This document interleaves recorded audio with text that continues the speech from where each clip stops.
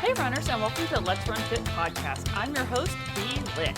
Today we're going to be talking about the life-changing journey that you can get with the RunWalkRun method by Jeff Galloway. Well, I did not come up with this method by any means. I am just here to rant and rave about how wonderful Jeff Galloway's method is and how it transformed my own running into something that I tolerated, into something that I truly love.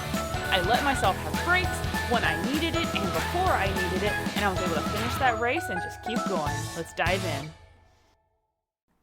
Hey runners, I'm so happy that you're here with me today. Over the last couple months, I have gotten so many messages from you guys just telling me how inspired you've been, getting ready, going out that door and getting your run in. And I'm so proud of all of you and so excited for all of the gains that you've made.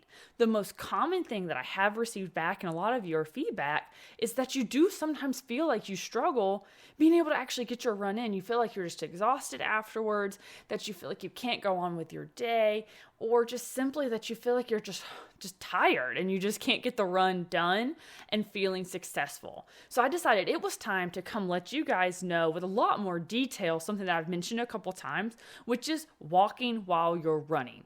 This is not a bad thing. It does not make you any less of a runner. I know in episode 2, we straight talked about how walking during your run, you're still a runner. And this is the exact same principle. So this is going to be all about the actual program that Jeff Galloway invented called the Run, Walk, Run program.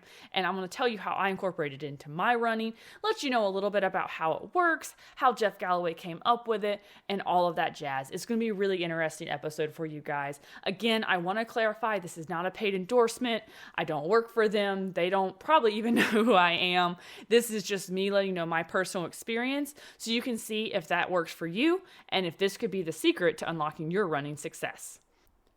So I've talked about my running journey on this podcast a little bit here and there, and I let you know kind of how I got back into it. But I've never really given you guys a lot of details besides the fact that the first training plan I had was bad.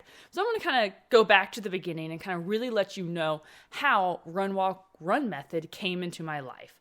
So when I first started running, I pushed myself to run continuously in every single workout.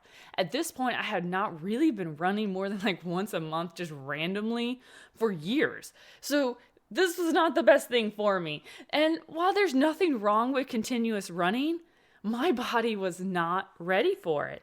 And me trying to do that, I was trying to push it to where I wasn't at. And I was also trying to run at an unsustainable pace on top of that. So not only was I trying to run continuously, which my muscles and my body couldn't do, I was trying to run way too fast, like a pace that I barely run to this day now that I am a runner and I am training properly. I was going so fast all the time and just burning out and dying. I had this mindset because honestly, like I've mentioned before, a lot of the coaches I had growing up playing soccer, that's kind of what they push. And it's very common with young athletes for coaches to kind of use running as a form of punishment. And it just kind of, creates this twisted mindset in your brain about what running is supposed to be. They emphasize going faster and faster and faster. And, if you're not going fast enough, you're not good enough, you're not trying, you don't care, you're on the bench. And that is not the actual answer to running. Because what they're doing is they're failing to teach the science behind running at certain paces and how not everyone can run the same pace. If you say my entire team has to run together from start to finish and the wrong person's in the front of that line, half of the runners aren't going to be able to finish and they're going to call themselves a failure because they just don't have the same running base or, just God-given genetics that whoever was making the pace had. It fails to teach what actually happens during running. And this mentality leads so many people believing that running is unpleasant and it's difficult and it's a punishment and it's only what you do when you're being chased and when you're forced and it's awful. And that is not the case about running. So as I say before, if you don't like running, it's because you weren't doing it correctly. And this incorrect running is exactly what I was doing for the first about 6 months of my return to running. I followed this approach because it's what I knew, it's what I was taught, and it's what I saw running as. It was a means to condition myself for other activities, and if you just keep going hard enough, eventually your body will catch up. No, that doesn't happen. Injuries catch up, burnout catches up, but your body very rarely catches up before those other two things do. And I didn't enjoy it. Luckily, like I've also mentioned on this podcast, I have an obsession with trying to find information and improve stuff. I'm very, very competitive. So when I decided that this is what I wanted to do, I had to figure out how to do it better. I wanted to be the best. I mean, I'll never be elite. I wish I could, but I know I won't. But I can still make myself the best that I can be. I needed to know how to improve and optimize my running, and that's what got me to Run Disney. These are the incredible, incredible races that happen in Disney World, the happiest place on earth. They have character features and amazing, humongous medals that move, and they're just held in the parks themselves. So it is just so magical, and I cannot wait to get to do one in person one day. I am actually the nerd who watches YouTube videos after every race season of someone who had a GoPro attached to them the whole time just to see the magic that Disney puts into these races. However, at the moment, I cannot afford to participate in these races in the physical world just because of budgets. You know, it's a little expensive as a teacher. I can't do a spontaneous trip to Florida just for funsies in the middle of the school year. It's not feasible for me. I'll make it one day, but today is not that day. So the only Disney race I've done personally is a virtual race, which is literally I ran it here in South Carolina, and I watched the YouTube video later, and they had like a playlist of music to listen to, so I really felt like I was there. So the race that I had signed up for with Run Disney was the Springtime Surprise Challenge. And I did the challenge because I was crazy and I was pushing myself way too hard for where I was. At this point, I'd only been running for about 4 months, which meant I was not ready to do a 5K on Thursday, a 10K on Friday, and a 10 miler on Saturday. I didn't know how to train for it. I'd barely even run most of those distance. I did it, but did it is a very key word, and didn't do it well. So I just kind of stumbled my way through. But at the same time, I also stumbled upon Jeff Galloway's training program that he has posted on the Run Disney site. It was designed specifically for this event, and his program involved a combination of walking and running with scheduled intervals. And I was like, whoa, so this is being promoted to the whole world to see, and people are actually listening to it. So I looked into it. I was curious. I was like, maybe this could be my excuse to walk and I don't have to feel guilty. I was not fully convinced. I had that misconception still that walking was a sign of weakness, but I decided to give it a try.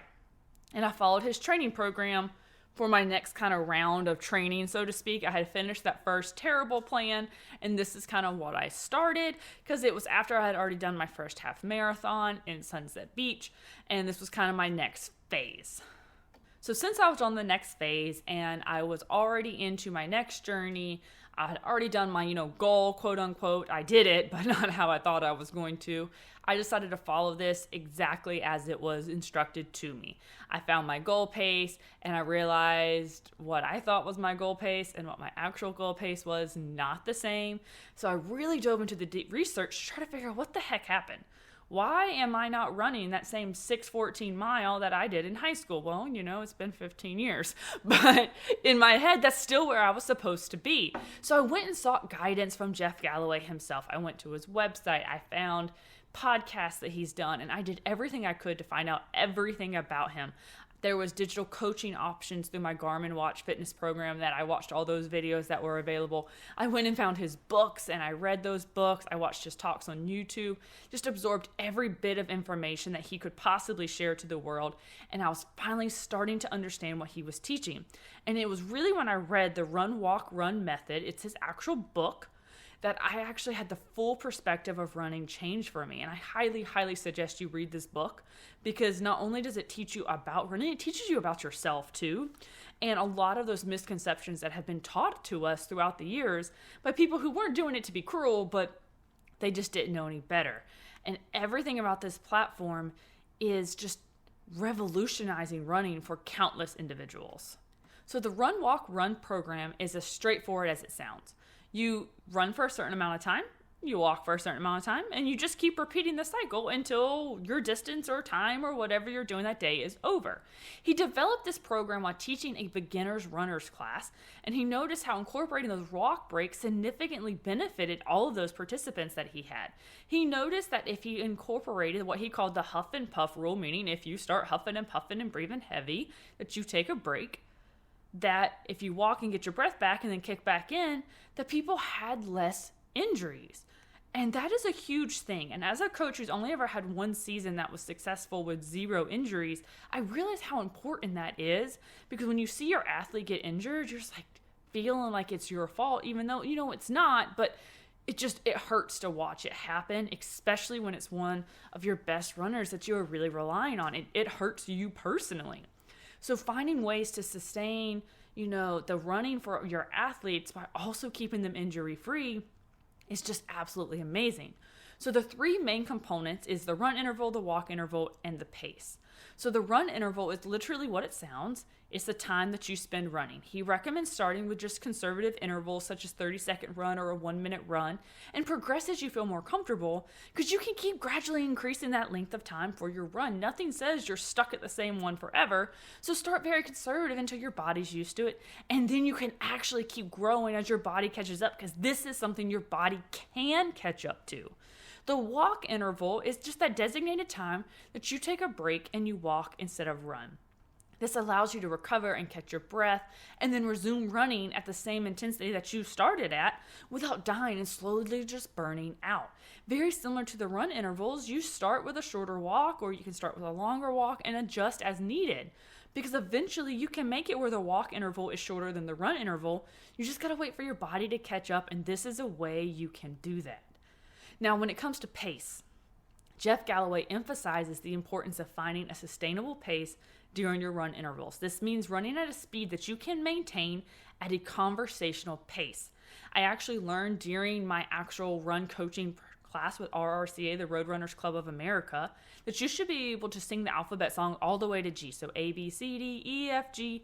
And if you can't get to G, you're pushing yourself too hard and you need to slow down.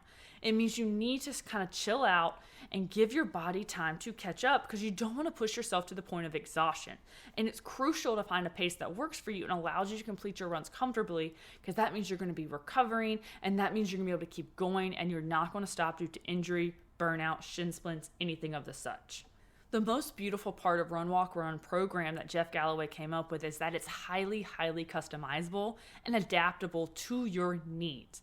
He encourages runners to experiment with different intervals and finding the combination that works for them. He's not saying this is what you have to do because this is your mile time, or this is your age, or this is what I think is best for you. He straight says that you need to find what works for you. And some runners find success with a more even ratio. Some have longer run intervals. Some need longer walk intervals. It's all based off you. And he encourages you to find that successful spot for you based off your body, not whatever somebody puts on a piece of paper for you.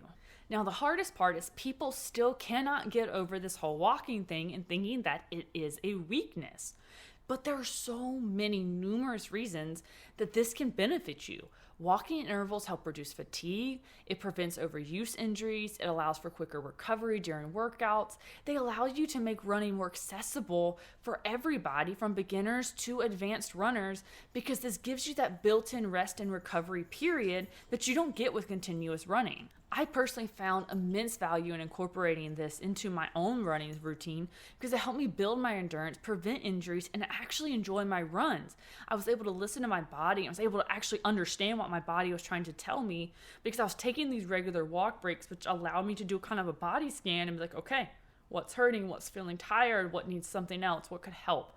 And I found that sustainable pace for me. I was able to complete races and achieve personal milestones that seemed so far out of reach before that I couldn't even believe it.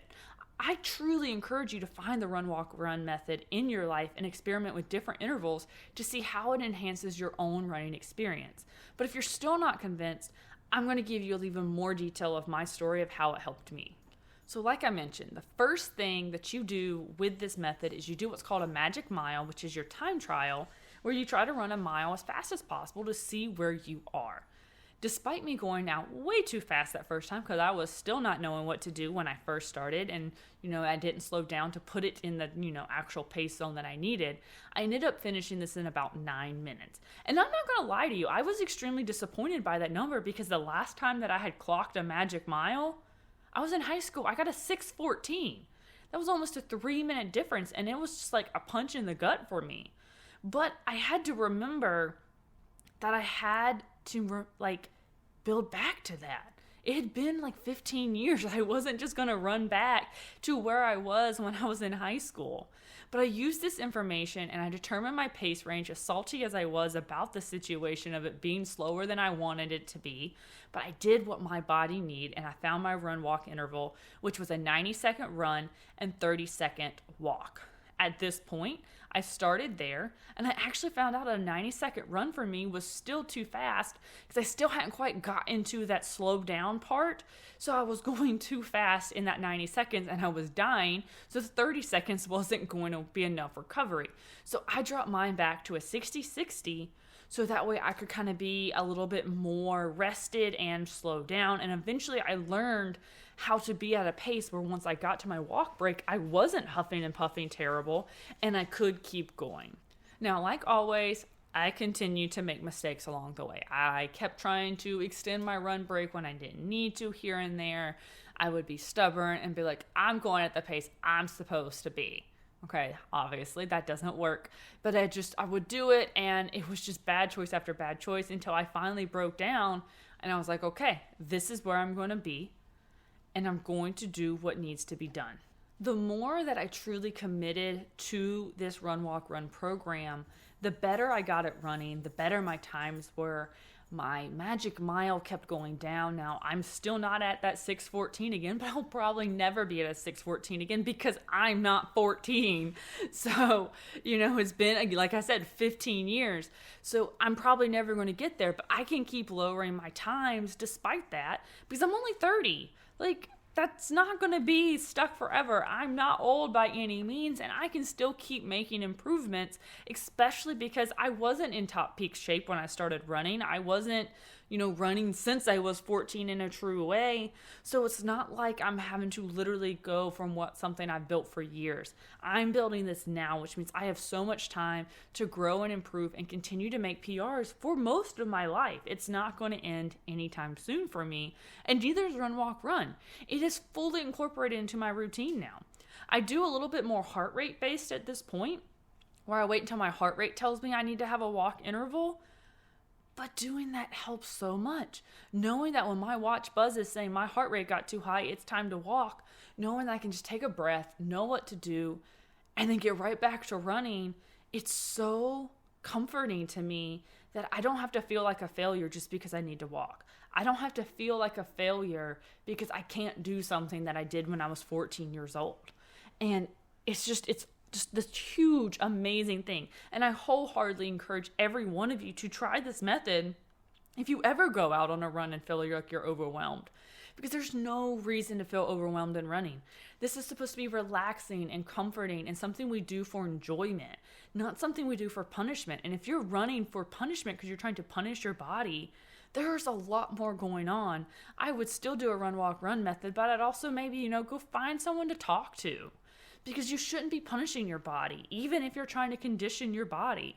You should never do anything that is for the needs of harm. It always needs to be out of joy and celebration of what you can do in your body every single day, no matter what your age is. So if this has inspired you to give it a try and you want to find more information, please go to Jeff Galloway's website. It's literally jeffgalloway.com. It's as easy as it gets. And he can fully explain to you in detail how he formulated this plan, how he did it, the books he got. You can find the books, you can find his website, you can find his podcast. And like myself, you will find so much praise of its effectiveness all over the internet in the running community. Everyone knows Jeff Galloway's name. There's a reason for that because he revolutionized running to make it something that anyone can do, not just the elites who get paid to do it. If you own a Garmin watch, go find that pre-programmed run, walk, run setting in your watch. He has a 5K, a 10K, and a half marathon, whatever you're doing, and go learn his stuff from him directly where he recorded a video explaining it, and he can prescribe it straight into your watch. That's what I do all the time when I just kind of need a new plan. I just get Jeff's off my watch and move on with my day a lot of the time. I have a coach, but I also do that here and there just when I know I need to step back and have a little bit more recovery. So go find the information, get out there. Remember to enjoy your runs, embrace the strength and happiness that comes from incorporating walking into your runs. But most important, Remember, running is a journey, and when you find what works for you, that is the key. So lace up your shoes, hit the road, and embrace the power of incorporating walking into your runs. Thanks so much, runners, for spending time with me and listening to this episode. If you like what you heard, please hit that subscribe button and leave me a review. I always love to hear from my listeners. And if you want more Let's Run Fit in your life, find me on Instagram at Let's Run Fit with BLit. Until next time, runners! The information in this podcast is not intended to be a substitute for medical or professional advice. Please always consult a medical professional if you're seeking medical advice, diagnosis, or treatment. The Let's Run Fit podcast is not liable for risk or issues associated with using or acting upon the information in this podcast.